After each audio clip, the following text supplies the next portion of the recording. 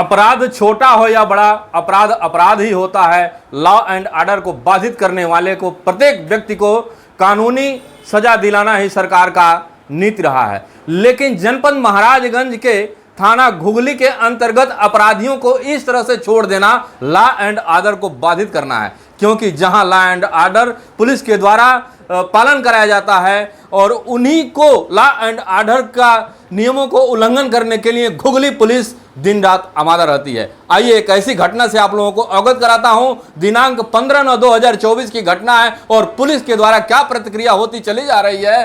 अब देखते हैं पुलिस कितना पीड़ित को न्याय देती है या फिर एक पक्षी न्याय करने के लिए, एक पक्षीय कार्रवाई करने के लिए आमादा रहती है। परंतु अभी तक पीड़ित स्थानीय चौकी से लेकर के थाना और कप्तान साहब के पास जा चुका है, उसे अभी न्याय की उम्मीद नहीं है। हम पीड़ित से मिलते हैं और देखते हैं क्या है, इनके साथ क्या घटना हुई है। क्या नाम है सर आपका? राजू जायसवाल। कहाँ घर है अपना, पूरा एड्रेस बताओ। घुगली नगर पंचायत में है सर। घटनाक्रम क्या है और घटना की स्थिति क्या है बताओ सर। 15 सितंबर 2024 की घटना है और हमको लोग दारू पी के और हमको मतलब निहायत हमको लोग बहुत गाली गुप्ता दिए। अच्छा। मैं बहुत उस घटना से आहत हूँ। गाली गुप्ता देने वाले कौन लोग थे? राकेश जायसवाल पुत्र राम लखन, निखिल पुत्र राकेश जायसवाल। गाली क्यों दी आपको? सर मैं मोबाइल बनवा रहा था, उनका लड़का आया, बोला कि ये मोबाइल तुम क्यों बनवा रहे हो, नया क्यों खरीद लेते हो। तो हमने कहा मैं बनवाऊँ या खरीदूँ, इससे क्या मतलब है। उसको ये हमारी बात बुरी लगी, अपने बाप के पास गया। उसके पिताजी दारू पी के दूध थे और आके उल्टा सीधा बिना कहे ये सारे वारदात सीसी फुटेज में सुभाष चौक पे लगे कैमरे में सारा वारदात वहाँ पर फीड है। तो एक लड़का, क्या उम्र होगी लड़के की? एक उनका लड़के का उम्र है 21 साल और उनका है करीब 40 साल। एक लड़का जो 20-21 साल का है, अपने पिता के उम्र के व्यक्ति का सम्मान न करते हुए और इनको ईगो के चक्कर में अपने पिता को भी जाके बताया। और मानवता की हानि तो तब होती है कि जब आदमी मैच्योर हो जाता है, उसके बावजूद भी अगर 20-21 साल का लड़का अगर किसी तरह से अन्यत्र घटना को अंजाम देने के लिए आमादा होता है तो बच्चा ही रहता है, पिता भी उसी में संलिप्त हो जाता है। पीड़ित का कहना यह है कि वहां की पुलिस भी कुछ कार्रवाई नहीं कर रही है। आप थाना प्रभारी महोदय से मिले थे? हाँ सर, चौकी प्रभारी से भी मिले, थाना अध्यक्ष से भी मिले। उन्होंने आश्वासन दिया कि कार्रवाई कर रहा हूँ। आज पता चला जब पुलिस कप्तान को वहाँ मैं गया तो वो जब उन्होंने फ़ोन किया ऐसे घुगली को तो बोले कि 107-16 में हम किए कार्रवाई कर रहे हैं। तो सर हम गुनाह भी नहीं किए और 107-16 में हमारे ऊपर कार्रवाई हो, ये कहाँ की कानून है भाई। ये प्रमाण आपका सीसीटीवी फुटेज में है, उन्होंने जो धमकी दिया? सर पूरे अग्रेसिव रूप उनके सीसी फुटेज में कैद है। जो आपका प्रतिवादी है उसका बैकग्राउंड क्या है?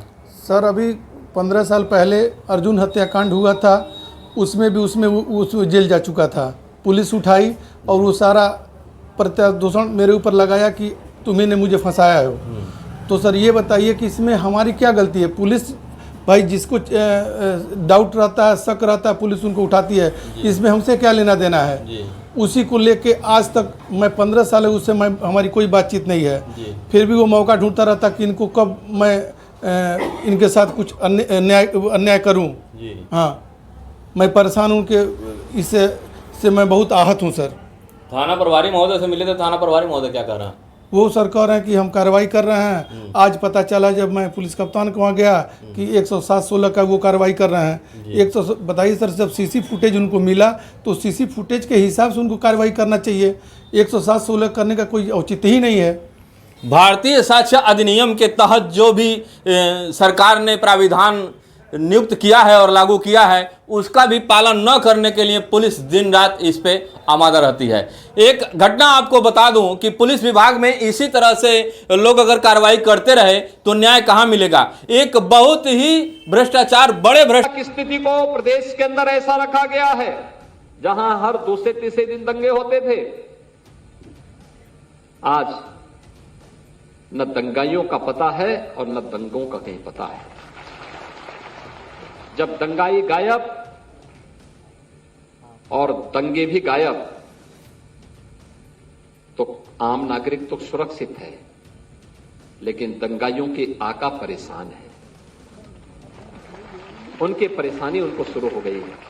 क्योंकि इसी से उनकी रोजगार चलता था। प्रत्येक पुलिस वालों को इससे सीख मिलनी चाहिए कि कहीं भी किसी भी प्रकार का अगर इस तरह से अन्याय करेंगे तो कार्रवाई पुलिस के ऊपर भी हो सकती है। इस बात का शायद संज्ञान में न हो पुलिस थाना इंचार्ज को कि जो भी घटना है सही घटना है, सही कार्रवाई करनी चाहिए, तो वो अपने पुलिस अधीक्षक महोदय से मिल लें कि अगर विवेचना में कहीं गड़बड़ी होती है तो कार्रवाई पुलिस पे भी होती है। अब देखते हैं कप्तान महोदय के मामला संज्ञान में लेने के बाद अब वहाँ के चौकी इंचार्ज महोदय क्या करते हैं। अब मैं वहाँ के चौकी इंचार्ज महोदय को फ़ोन लगाता हूँ और देखता हूँ उनका क्या प्रतिक्रिया है इस केस के मामले में।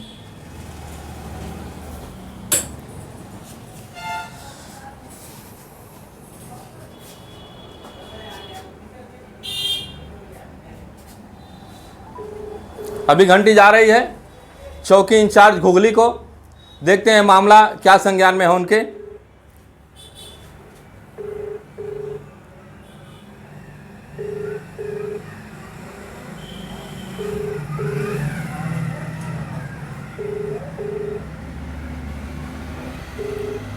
घंटी जा रही लेकिन महोदय का फोन नहीं उठ रहा है।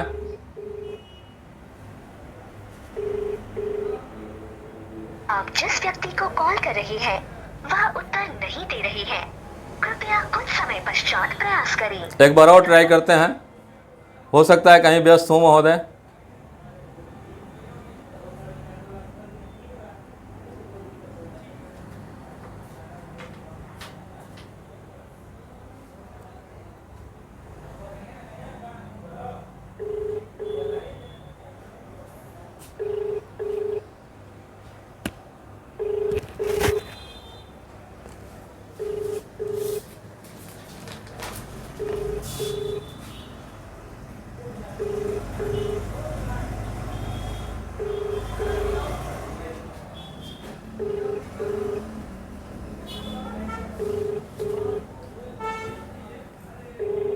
आप जिस व्यक्ति को कॉल कर रही हैं, वह उत्तर नहीं दे रही है। फोन नहीं उठ रहा है।